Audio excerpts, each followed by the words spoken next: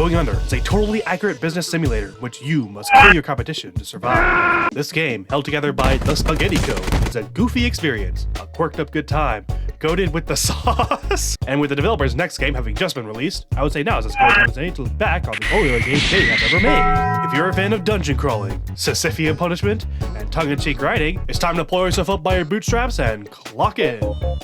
In this game, you play as a college graduate who has to figure out, well, now what? Before taking an unpaid position at a small little indie company owned by the largest corporation on the planet. Cause, you know, there's no way they have the money to pay you, right? This small indie company is the startup Fizzle, a carbonated drink ex-meal replacement hybrid made by two guys in their garage before being acquired by the legally nondescript megacorporation. You've been hired by said corporation's impoverished intern program to work in marketing.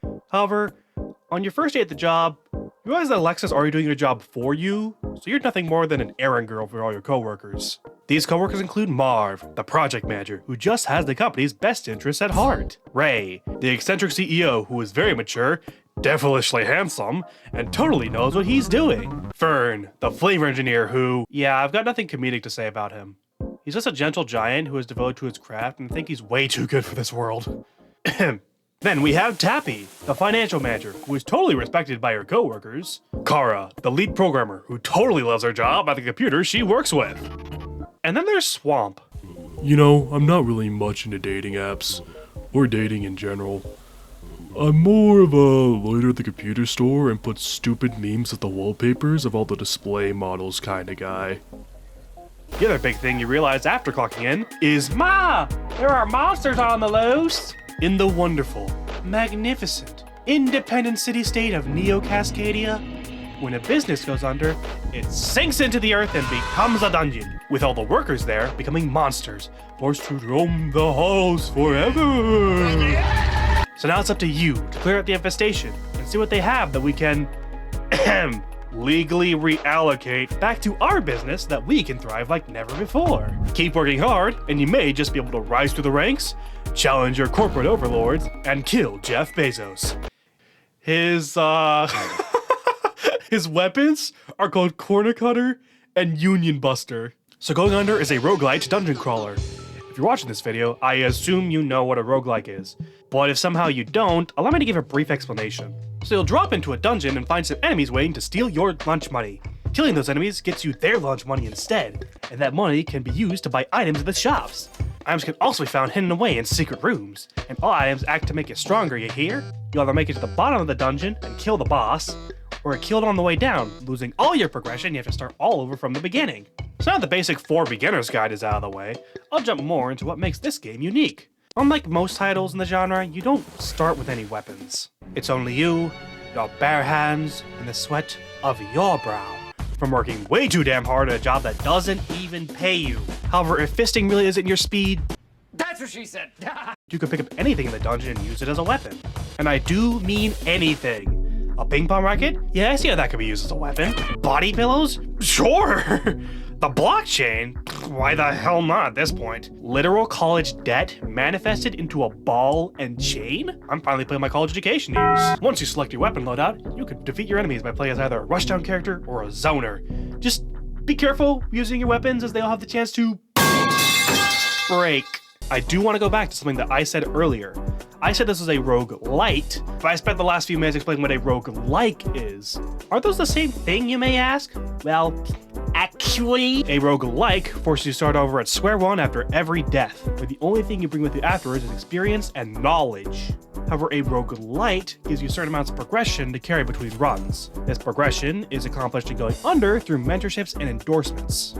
Oh yeah, by the way, I don't know where else to put this, but speaking of knowledge, the Lamborghini in my garage guy shows up as a vampire who will give you temporary curses in exchange for items, skills, and weapons. So yeah, that's an extra level of consideration to think about in your runs. I'll start off by explaining endorsements, cause they're easier. When you pick up a skill, you earn experience by dungeon crawling with that skill. Once you max out the experience needed for a specific skill, it becomes endorsed. And you can equip the skill in the menu at Fizzle to have that skill on you already at the start of a dungeon. Mentorships are where things get interesting. As the company errand girl, your coworkers will have random tasks for you to complete. These can range from showing the CEO your leadership skills, to helping the flavor engineer with his experiments in Flavor Town, to whatever Swamp is smoking. You ever try just lighting a bunch of stuff on fire out of boredom? No? It's pretty fun, TBH. Great way to release some pent-up anger. Not that I have any of that. It really feels like there's less and less justification for your tasks, Swamp. Hey, are you the intern here? Or are you the super cool guy coming up with great tasks? Next time you're in the dungeon, y'all try pick up one of those big torches and just go into town. You won't regret it, I promise.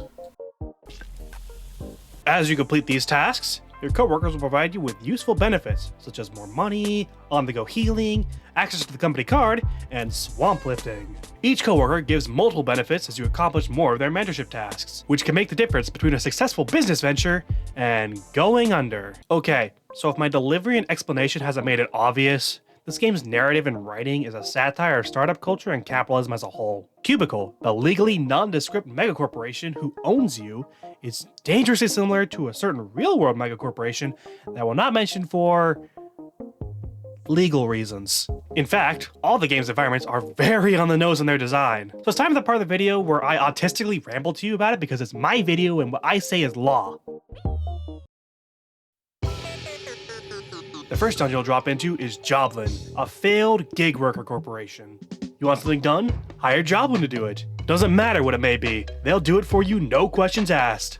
Because they contractually can't ask about the job, nor can they complain about it after the job is started. These goblins are overworked and overwhelmed, as their compensation is dependent on jobs accomplished and not on time worked. So you know what that means. Whatever you can do to be the most efficient, Joblin will do it. Hell, their devotion to efficiency is so strong they have promotional posters encouraging their workers to down copious amounts of coffee. And their toilets are designed to be at a 45-degree angle for optimal pissing. I mean, look at their boss. They're called the Caffeine, and they literally have the Bane backpack to inject coffee directly into their veins. If overworked gremlins aren't your speed, why not try to find someone special? Or maybe just something non-committal, I don't know, I won't judge. Find some love in the very effective dating app, Winky Dink. But why should I go with Winky Dink when there's so many other dating apps? Well, Winky Dink has its very own unique and very effective gimmick. You can only communicate using emojis. Yep. Okay, throwing away the comedic salesman facade for a second, what a stupid gimmick. Like, have you ever tried to communicate with something using only emojis? It doesn't work. Anyway, here, your enemies will take the form of various demons, who take a more mischievous approach to combat. Hell, the succubi here could just ghost you mid-combat. Why do all the pretty girls always have to do that? Oh, plus, this area has environmental hazards to really heat things up in case you want to get spicy with anyone you may find here. But what if you love money more than you love people? Well, in that case, we've got Styx Coin, the mine of the very real and very famous cryptocurrency of the same name. All your enemies down here are skeletons, which makes sense, because you gotta be brain dead to fall for crypto nowadays. They even have their own influencer who tells you when to buy and when to sell, and they'll all mindlessly listen to them. So, it's real to life. Also, in normal places you can collect regular money, we don't do that here. At Styxcoin, you collect sticks and have to manage two separate currencies. Don't worry, you can trade out crypto for cash in the shops. And also the shops you can meet Zan, the cash shopkeep. And yes, his sweatshirt says Anti-Aliasing Club, and I love it. Due to the game's genre, it can be, well, a little difficult for some. If that's the case, there are a variety of accessibility options to make your experience easier. However, if the game is too easy for you, somehow, there is an endgame mode just for you, the Imposter mode. After meeting the Imposter in the main story, you can return to your humble abode and hop in the mirror. Also, I want to point out just how cute Jackie's apartment is before moving on.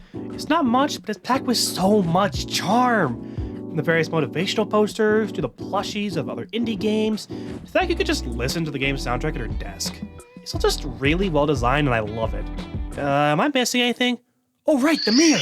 Upon entering the mirror, you enter an imposter mode run, where you have to run through all 3 main story dungeons back to back, with no upgrades from mentorships or endorsements starting out. No stops, no breaks. This is the ultimate test the game has for your mechanical strength, with multiple difficulty levels that make the already difficult challenge mode even harder. And if that's still too easy for you, you could always return to Monkey and fist everyone. And I'd say that about covers it. I could probably ramble on for longer, but I need to get back to playing Animal Crossing New Leaf for my Nintendo 3DS. I should probably play that game if I want to make that joke. Going Under was such an enjoyable game. I'm excited to see what Aggro Crab's next game, Another Crab's Treasure, has in store for us. Thank you for watching. If you enjoyed what you saw, make sure to hit the funny YouTube button so they know my videos don't suck, and I'll see you in the next one.